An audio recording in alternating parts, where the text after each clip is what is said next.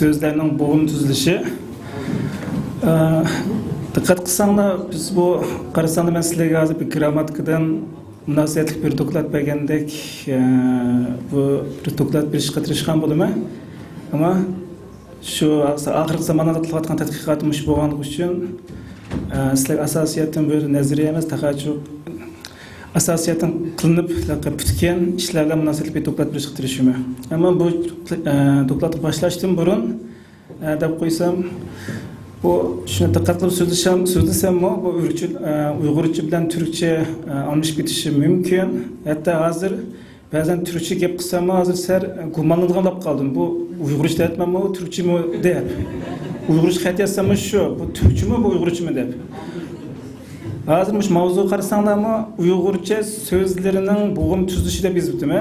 Mishada hozir so'zlarining deganga ehtiyoj bormi yo'q, buni uqmayman hozir. Uyg'urchaning bo'g'im tuzilishi. Belki muvaffaq bo'lish mumkin edi. Uyg'urcha so'zlarni desak, bu so'zlarning bo'g'im tuzilishi desak, Uyg'urcha kelib qoladi. Uyg'urchaning bo'g'im tuzilishi desak, to'liq bo'lamdi, kim bo'lamdi? Bu nima desanglar, bilan boshlashdan so'zlasam, demak, til tadqiqoti mushundaq mazmunlarni o'z ichiga olgan bo'ladi endi. Masalan, mushundaq mavzu qo'yishdan burun ba'zan tilni nihoyat ixchamlik, natijalik ishlatamiz desak, qanday qarar beramiz desak, shu so'zlarning bo'g'im tuzilishi deysizlar, jumla tuzilishi deysizlar, buni shu to'g'ri keladi. Buning uchun bunday qarorlarni biz kompyuter bilan hal qilishga tirishamiz. Shunga bugungi temamiz bo'g'im tuzilish bo'lsa-mu, biz naytlik shu tabiiy til tadqiqotida til tarjimalari muhim ish bo'lganligi uchun bugun asosiyatda shu temada munosabat to'xtatib berishga tirishdim. Nurg'un imlo xatolik bo'lishi mumkin, aldirash tayyorlaganligim uchun apoklaslar andan keyin to'xtatdan keyin so'zlab bersanglar tuzalaman. Asosliq mazmun shu shaklda anglashga tirishman. Biri qisqacha kirish deymiz Uyg'urcha yoki muqaddima desak bo'ldi. Ikkinchisi Uyg'urcha so'zlarninki bo'g'im xususiyatlari. Undan keyin Uyg'urcha so'zlarninki kompyuter bilan bo'g'imlarga ayrilishi. Biz buni qanday hal qilamiz? Oxirida andan keyin shu bo'lgan tadqiqotlar bo'lgan qisqacha xulosa qilishga tirishman. Endi kirish qismi olarak yuqori texnika debdik. Yuqori texnika deymiz, emas bu bo'g'im tuzilishlar nima munosabati bor? Başta kompüter texnikasi deymiz. Biraz az ilgari bizning erkin olim bizga yaxshi bir misoldan berdi. Qancha 20-30 yil burun kompüter bir binodek bor edi deydi. Hozir kompüter qayerda desak, hozir yanchiqimizga keldi hozir. Qulonlardagi yanfuning hammasi birorta nima, o'sha bir kompüter endi. Undan keyin bu sadaqaga hajm jihatdan kichiklanib qolmasdan ishlash sur'ati nihoyat tez bo'lib ketdi hozir. Bir soniya ichida millionlarcha qitim ishlash iqtidoriga ega. Hozir biz kompyuterda sizlar ko'ryapsizlar ekranga. Shu soniyaning ichida buni aqsi ishlayotgan nurg'un nimbadan mikro ishlamchi bor. Shu soniya ichida ekran to'xtamay yangi ishlab turadi. Ekranning yorug'ligini eslar, uni yangi ishlab turadi. Masalan, men kompyuterga klaviyaga tuşqa qilsam, inkasni ishlatish lozim. Nima? Shuni yuqori ixtiroq bo'lgancha ishlab shu shaklga keladi. Bo'lgandan keyin bu nurg'unlagan narsalarga ta'sir ko'rsatishga boshladi. Hayotimizning har qismlariga. Masalan, ijtimoiy aloqalash vositalari deymiz. Bizda kino deysizlar, televizor deysizlar, hatto hozirgi internet va cep telefonlari. Bu da hayotimizni odatlashtirish boshladi. Masalan, men Turkiyaga kelgan vaqtimda 97-yilda kelgan, uyga telefon qilarsam cho'qim kartlar bilan telefon qilardik. Qimmat bo'lganligi uchun 2 oyda bir qildik yoki 3 oyda bir qilardik. Hozir qanday bo'ldi desanglar, ishimiz pishib qolsa, telefon ichib uyga telefon qilamiz. Nimishqa undidar bor, WhatsApp bor yoki email bor, paranglashimiz. Bu da ijtimoiy aloqa vositalarini tezlashtirgan bir sabab bo'ldi. Buning aksima nurg'unlagan shunday texnikning bizga yaratib bergan qulayliklari bor. Endi buningki bizga yana bu tadqiqot bilan qanday munosabat bor degan vaqtingizda qalsanglar o'zligidan qaror berish va bir taraf qilish sistemlari deydi. Ya'ni muallim oldingi slayd dars dokladda so'zlab berdi. Masalan, robotlar deydi. Robotlar odam emas, inson emas. Endi qanday o'zi qaror beradi bu? Masalan, ishga bor desanglar, har qadam mangan vaqtda bir qatim hisoblash lozim.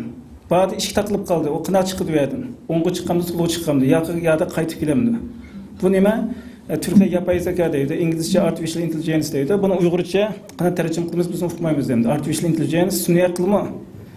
unutmayın Uygurca. Demek bunların hepsi nima? Yuqori süratli kompüterle münasebetli narsalar. Aqlliq mashg'ulot vositalari debdik. Aqlliq mashg'ulot vositalari biz nachiq ishlatgan narsalar, masalan, sizlar xat yozyapsizlar, xat kirgizyapsizlar. Bir xat xatolab qolsa qana bo'ladi? Sizga bir uchur beradi, yoki oldin xatning tagini sizib qo'yadi. Bu nima? Eng oddiy bir aqlliq mashg'ulot vositalari. Masalan, siz ishga keldiği zaman eshik otomatik ochilsin sizga. Bu qanday qaror berasiz? Qanday buni sistem qura olasiz?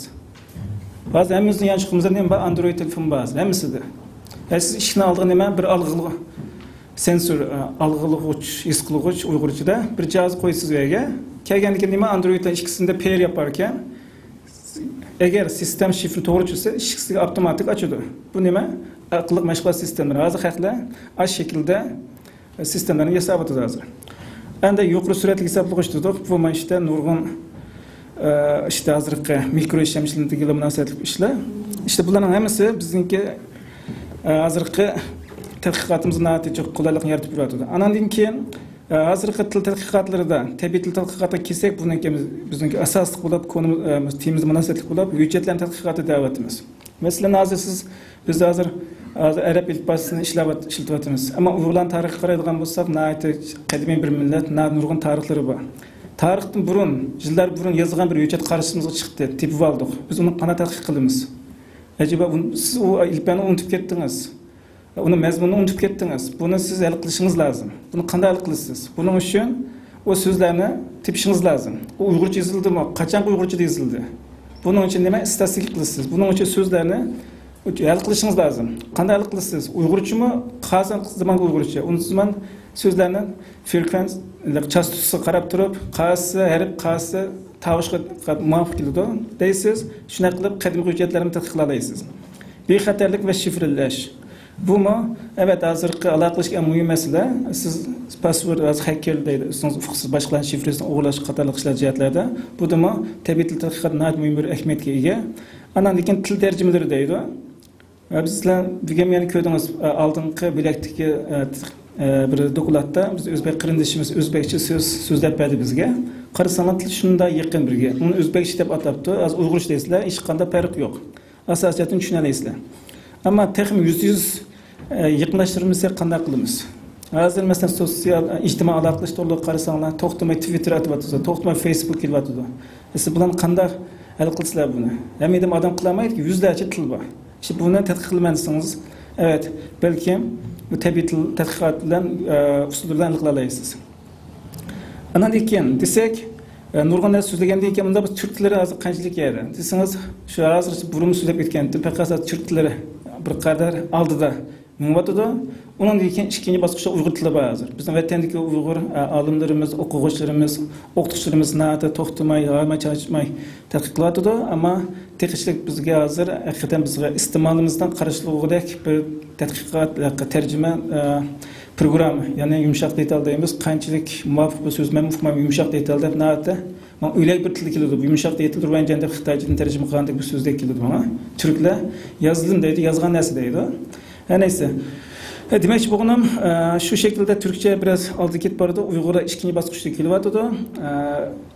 Yana ama yeterli emas şu sebepten biz bu Uyg'ur tili munosabat qilishga biraz muhim ahamiyat deb qaraymiz. Endi bugün tadqiqotning ahamiyati degan vaqtimizda qisqacha so'zlab o'tib ketmay, chunki 15 minut vaqt bo'lgani uchun az 7 minutni tugatib bo'ldim deb faraz qilyapman. So'zlarningki o'zligidan tamomlanishi deysiz. Masalan, men maktab degan zaman mek yozgan vaqtingizda qarashingizda tab yozish lozim. Maktabda tabni tutgandan keyin undan keyin siz qanday qo'shimcha qilasiz? Bu o'zligidan tamomlash lozim. Buni Xitoylar 95-yilda buni tugatgan bo'lishi, lambizi deydi, huquqsiz Bülek tamamladı. Hazır bunun müştəq şekilde işlekili buludu. Sözlerin imla tuzuluşu. Bunu zaten işletikten vaxtlarımız, emesukımız. Cümlelerindeki terkibi ve tuzuluşu. Cümleler kanda karar verirsiniz. Doğru cümle mi, hata cümle mi? Çünkü buna ait mühim bir konsept. Buna ait yüzlerce kombinasyonu var. Çünkü sözlerin yer değişti mi, özgerdi mi, mezmun özgürlük bitiyordu. Yeni sözlerin qabul qilinishi ve birlikte keltirilişi. Mesela biz qanday yeni söz qo'shimiz Uyg'ur lug'atiga hozir. Türkler qarasanlar nurg'un so'zlar qo'shib turibdi. Masalan, bilgisayar deydi, uydu deydi, biz ne deymiz, sun'iy hamroh deymiz. Masalan, buna yeni isimini kullanıyordu. Ama biz Uygurlarga qarasanglar, ahirgi zamonlarda asosiyatan Xitoychadan, bularning Xitoychadan ko'p so'zlar kiryapti. Nimishqa kiralaydi, nimishqa biz yeni Uyg'ur so'z qo'shamaymiz. İşte bunun için bir bundan tadqiqot qilishda muhim ahamiyatga ega. Chunki so'zlarning qurilishi, siz oddiy bo'g'im ishlasangiz, boshqa burun ishlagan so'zlarga yaqin so'z qilsangiz, albatta biz uni ishlatadigan bu so'zlarni. Xitoychaga o'xshash o'ylay, masalan, rangen desa nima? Deb uni yumshoq detalda mana o'ylak so'z ishlatishni biz qilamiz. Nima hozir Uyg'urlarchadagi texnik so'zlarning atalg'ularning hammasi Xitoychadan so'zma-so'z o'ylak tarjima qilish, jonliq iste'mol emas. Shunga tabiiy bir shaklda biz Xitoychaga ishlatishyapmiz endi. Shuning uchun bu yerda Uyg'ur tilining bo'g'im tadqiqoti nihoyat muhim endi. Tarixiy so'z va hujjatlarning tadqiqoti. Ya'ni oldingi dokladda Erkin Muallim nihoyat bizga so'z doklad berdi. Ang deb. Siz shuni tadqiq qilmoqchi bo'lsangiz, qo'lingizda nurg'unlagan doklad bo'lsa, statistiklar tadqiq qisqa vaqt ichida buningga natija ola olasiz. Chunki kompyuter naqs ishtik hisoblaydi. Yani sözlerine tercüme kılınışı, bunun da zaten kayıt tercüme kılışına gerek yok. Hem de Uygurcanınki sözlerin boğum sözü yani tezrek ötmeyin. Çünkü biz gramatikada sözler öttük. Şu an azıcık ben sizlerge sadece bu Uygur dil tadqiqatı, boğum tadqiqatınki qanchalik ahamiyati bor, buni anlatib chiqarishgan bo'ldim. So'zliq tavishlarni asosan fıxslar. Uygurchada so'zliq tavishsiz biz boğum quramaymiz ve Uygurchada butkul bo'g'imlarning tuzilishi so'zliq tavishlar birdan bilindi. Ba'zi so'zlar birdan bo'ladi, ba'zanlarida birdan ko'p bo'ladi.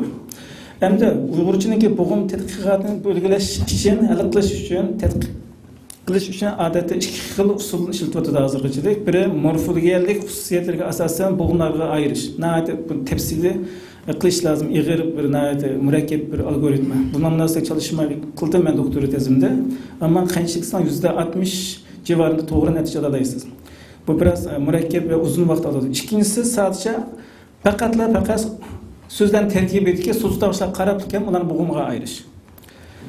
Evet, bugün sizga bergan dokladim, çünkü bu yig'in texim attiraq anglish uchun, herkesin qabul qila oladigan saviyada anglish uchun faqat Uyg'urchadagi so'zliq tavishlarni qarab turib bo'g'im ayirishga tushunish, bo'g'imga ayirishga qarab turib, so'zliq tavishga qarab turib bo'g'imga ayirishni anglashga tirishman. Evet, qarğınlardek bo'g'im türleri deydi. Biz odatda xalqlarda ko'p yerlarda ishlatilgan bir formula bor. Formula. So'zliq tavishlarni V bilan ifodalaydi. Inglizcha vowel'ningki temsilcisi uzuk tavishlarning constant C ile ifodalaydi.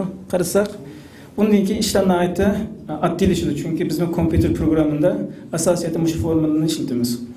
Mesela bir so'zliq tavishlik bo'g'im. Yani bu bo'g'imda cho'qim bir so'zliq tavish bo'ladi. Ammo qarasanglar so'zliq tavish qayerda? Bu bo'g'imning oldida kelibdi, hatto oqidan keladi. Qarasanglar mesela u debdi. Uma bir bo'g'im debdi. Ana debdi. Qarasanglar a bir bo'g'im, na bo'g'im. Balki so'rashinglar mumkin birozdan keyin nimishqa a ne bir bo'g'im bo'lmaydi. Nimishqa a keladi, na bil yozamiz. Bu vaqtda asli bo'g'imning chegarasi ayrilishi deb ayrim bo'g'imni diqqat qilamiz.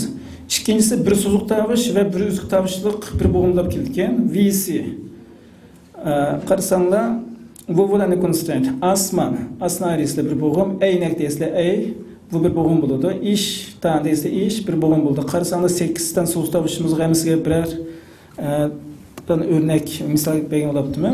İkincisi shakl nima desanglar, bir so'zliq tavish, bir uzuk tavish deydi. Masalan, kitap desizlar qacha, kuyda, bala. Bu şekilde kesime biz bunu bir bo'g'im deb ayirayotganmiz. Undan keyin bir uzuk, bir so'zliq va bir uzuk tavish. CVC, qarasanglar marka, ketman, mehmon. Bu biz bu şekilde ayırıyoruz. Bu standart, bu nima desanglar bizniki Uyg'urchadagi tabiiy tilning xususiyatiga asosan bu bo'g'imga ayirish bo'ladi bu yerda. Ondan keyin to'rtinchisi deydi, boshda bir so'zliq tavish keldi deydi. Undan keyin ikki tane uzuk tavish birlikda kelsa bir bo'g'im bo'ldi ekan. Masalan, arz deydigan, ayt deydigan ust. Bu mu? Adeti birer bo'g'im. Ondan keyin başta bir uzuk tavish, bir so'zliq tavish va oxiri ikki uzuk tavish ham bir bo'g'im bo'ldi ekan. Ma birinchisi xatolab qolibdi, bu iriq uch bo'lib qolibdi, o xato buni inputlarni. Keyingisi xalq darslar, bu to'rt harfdan tuzilgan bo'g'im bu shaklda qabul qila olamiz. Hamda bularning sirtida Uyg'ur tiliga eqib kirgan boshqa so'zlar bor. Qarasak Uyg'urchada hozir Mesela dini bo'lsin, ya coğrafiyalik yaşagan şaroitimiz bo'lsin, ya texnik jihatdan bo'lsin, biz nurg'un so'zlarni qabul qilyapmiz. Buningki yapısına ait terkibi biraz murakkab. Mesela Uyg'ur tilida qarasanglar hech bir vaqt ikkidan so'zliqtamış birlikte kelmaydi. Çünkü Uyg'ur tilining tabiiy qonuniyati bu. Ama bu yoqqa qarasanglar boshqacha ahvollarni ko'rasizlar va biz bu tadqiqotimizda, ya'ni biz bu so'zlarni biz algoritmga qo'shmadik. Bu biraz xilma-xil natijalar o'tirib chiqqani uchun. İki uzuk tavush ve bir so'zliq tavush edi. Qarasam qurilishni turkumga ayirib chiqqan bo'ldik. Misha qarab turibmi, shuni statistika qilib bo'ldi. Acaba 90-yildan 95-yilgacha bo'lgan tillarda qanchalik eqib kelgan so'zlar bor? Andaki 95'ten 2000'lik, 2000'den 2016'lık qanchalik so'z eqib keldi. Andan keyin 50-yilga qarab baqish lazım, 60-yillarga qarash lazım. Shuna qarab tilimizdagi qanchalik o'zgarganligi, qanchalik yangi so'zning bizga qo'shilayotganligi, qo'shilgan so'zning qanday alaylik va buni tadqiq qilib chiqqili bo'ladi. Undan keyin shu xususiyatga qarab turib, yana turk tili bilan qarashtirsak bo'ldi. Boshqa O'rta Osiyodagi Turkistonlik boshqa bilan qarashtirib turib, acaba o tillardan bizga tilga qurilishimizga asosan qaysi so'zlarni asaq bo'ldi ekan deb buni qarab qilib bo'ladi. Shunga bu nihoyatda muhim ahamiyatga ega. Endi bu dokladning beshiga qaytadigan bo'lsak, sizlar dedik-ku, işte bo'g'im turini bildik, bo'g'im chegarasi qanday ayiramiz degan vaqtda bu yerda 3 tane qural bor. Kısaca tepside sözlemeyimen çünkü Uygur dilinin en mühim hususiyetlerinden birisi harflerinki acizleşi buludu. Bu hazır ben kullanılan bu algoritmada bu sözlerinki acizleşini tekrar bir dikkatli almadık. Çünkü bunlar murakkep. Bazen vakitte bazı sözler koşmuşlar. Bu ayrıkandaki mi özgürlük gidiyordu. Şu an bu kompüter ortamında bunu izleyiş onda adli nerse emez. Çünkü biz kitap okuyan vakitte, kolundan yazgan vaktimizde Cleaver'imiz ama kompüter tamamen o bir nerse tamamen bir robotga o'xshaydi u. Siz ne qanday buyruq bersangiz shu şekilde ishlaydi. Bir dört bir narsa, siz qanday aql ko'rsatsangiz shu şekilde ishlaydi. Shuni aql o'rgatish uchun bir algoritm yazish lazım. Bu kadar oddiy bir narsa emas. Deydi ki bu yerda iki so'zliq tavush arasida bir uzuk tavush kelsa, iki so'zliq tavush arasida bir uzuk tavush kelsa, bu uzuk tavush keyingi so'zliq tavush bilan qo'shilib, keyingi bo'g'ma taba bo'ldi deydi. Masalan, yurak. Qarasangiz, ne bo'ldi? Yurak. Hech bir zaman yur plus bo'g'im chirsa ak deb yozmaymiz. Yurak yozmaymiz, yurak. Qonuniyat bu. Bu şekilde qilamiz. Masalan, ana deysiz, ana. Hech bir zaman an plus qo'shimcha a deb ayırmaysiz. İkinci kural şu, eğer sözlerin terkibinde iki so'zliq tavushning arasında iki uzuk tavush bo'lsa, oldingi uzuk tavush bilan keyingi uzuk tavush bo'lsa, eng oxirgi so'z tavush bilan yozildi. Masalan, maktabdaysiz, qarasangiz k, t, ikkidan uzuk tavush, ikkidan so'z tavushning o'tirisiga kelgan. Bu vaqtda dal o'tirisini ayirasiz. Maktab deysiz, bu bir kural. Kural degan gap Uyg'urchada tuzum demdi, quraldan. Qoida. Qana so'zlarning bo'g'imga ayrilish, chegarasidan ayrilish qoidasi deb esim to'g'rilayotgan tupayda.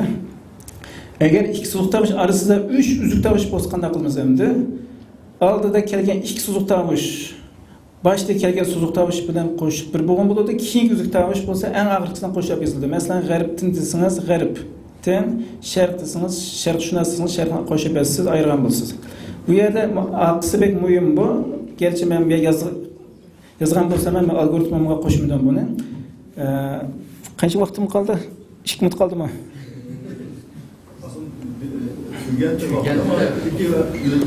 Tamam, az qolsa 3 tane slaydim var. Tweetman. Yepir bo'g'im bilan oxirlashgan so'zlarga ochiq bo'g'imni qo'shimcha ulanganda, shu so'zlarning oxirgi uzuk tavush, so'zlarning oxiriga kelgan so'z tavushi bilan qo'shilib yoziladi deb qoidamiz bor ekan. Kitobi bo'lsa, qarasizlar kitobi deb B'ga i'ni qo'shib yozibdik burada, ayrim bo'g'im qilib yozibdik. Qadiri bo'lsa, qadiri. Yani bunu o'qish jarayonida men shuna bir diqqatim chekdi. Ba'zi ismlar qo'yibdik biz Uyg'urchada, Ahmedi, Samedi deb. Balkim acaba biz bu xil usulni Iranlikdanmi aldikmi acaba? Iranlikdan deb.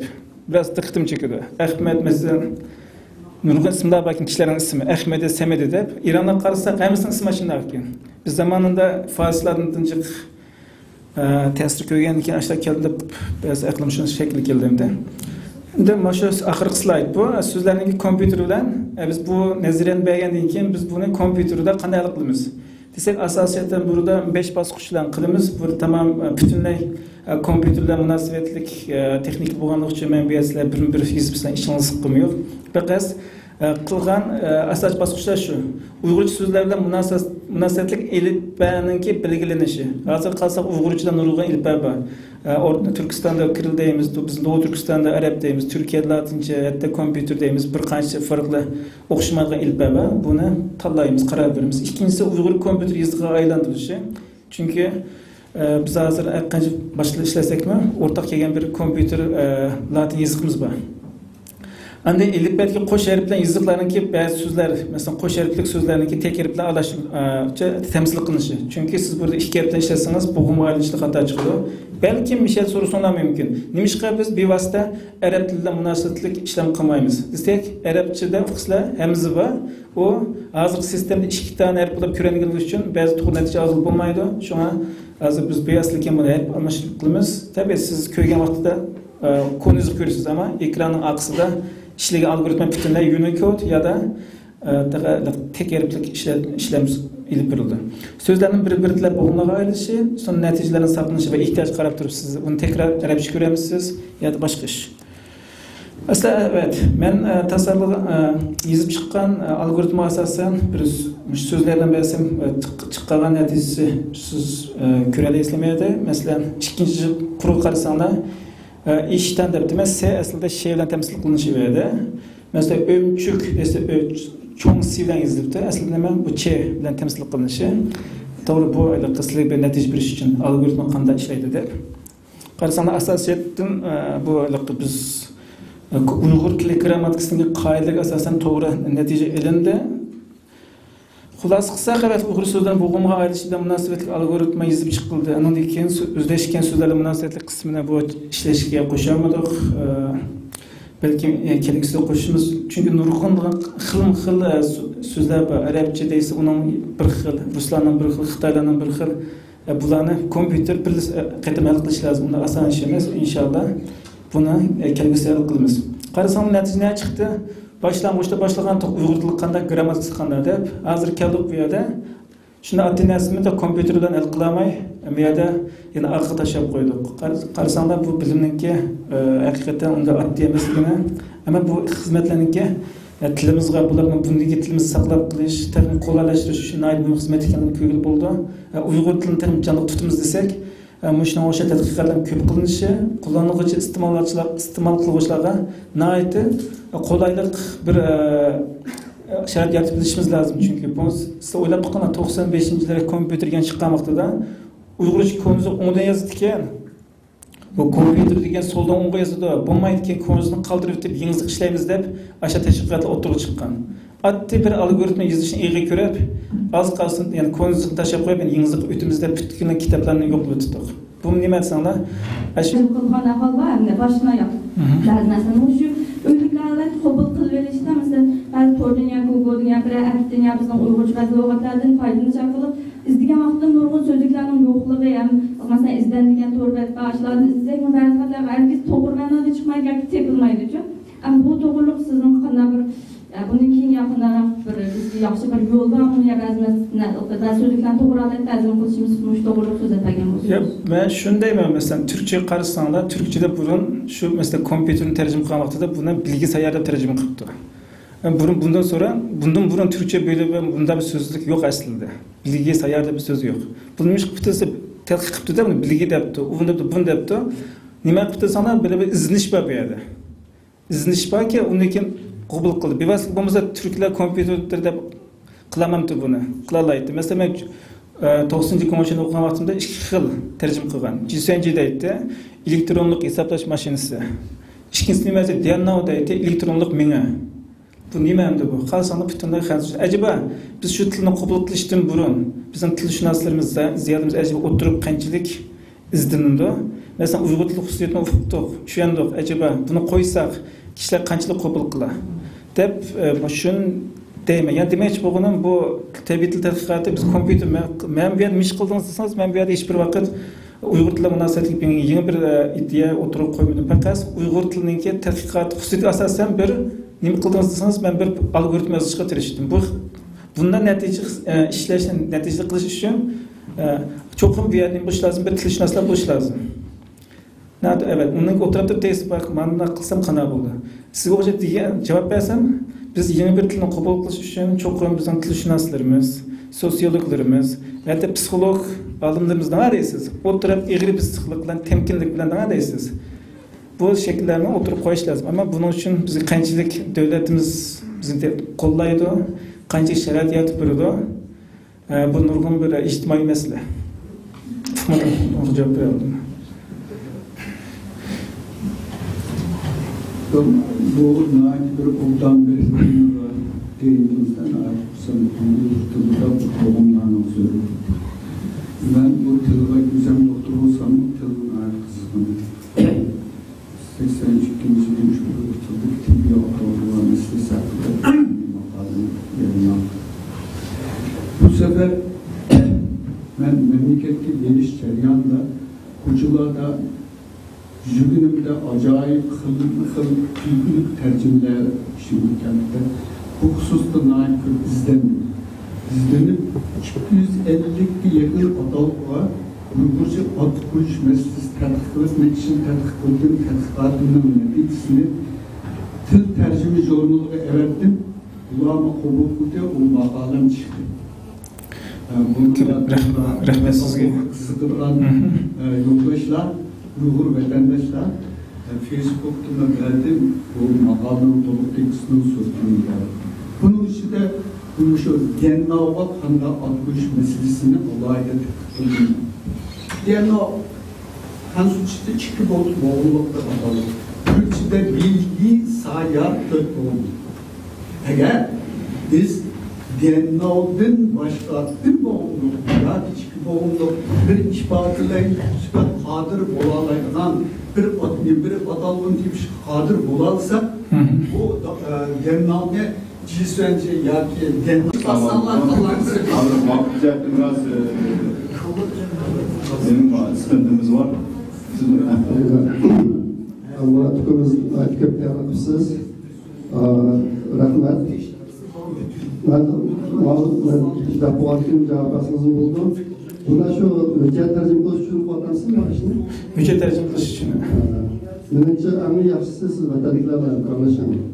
Hazır vatandaşlar belki şoketli bu yerler.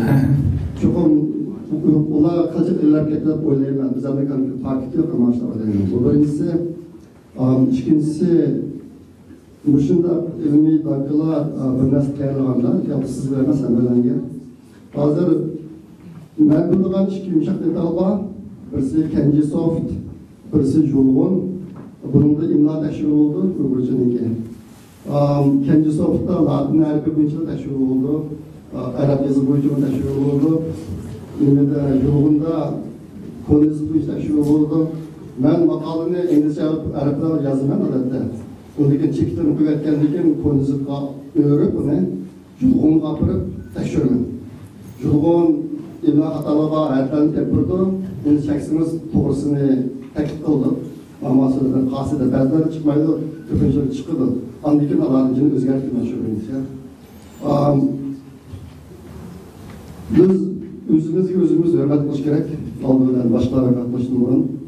Ama 20 adamın hak gelse 20 yıl uğradığı şekilde olur.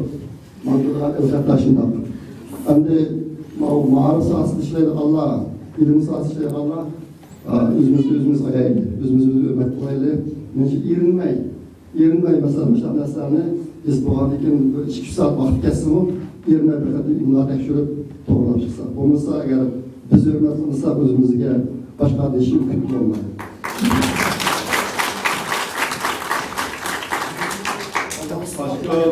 Yok zaten Stevens doğru.